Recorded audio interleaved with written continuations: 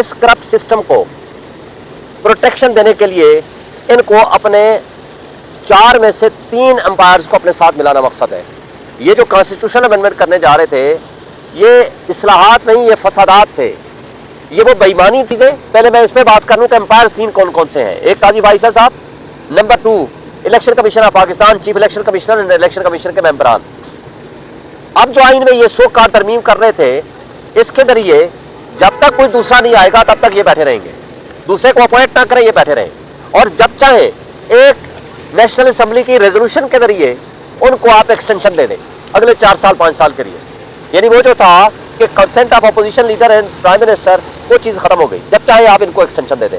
लिहाजा ये 2 अंपायर्स, तीसरे अंपायर्स को आप सब जानते हैं, रावलपिंडी ताकतवर चीफ ऑफ आर्मी स्टाफ। यानी उस कानून को कॉन्स्टिट्यूशन में अमेंड कर दिया कि कोई उसको तब्दील नहीं कर सकेगा कि जनाब आप उनकी एक्सटेंशन जो है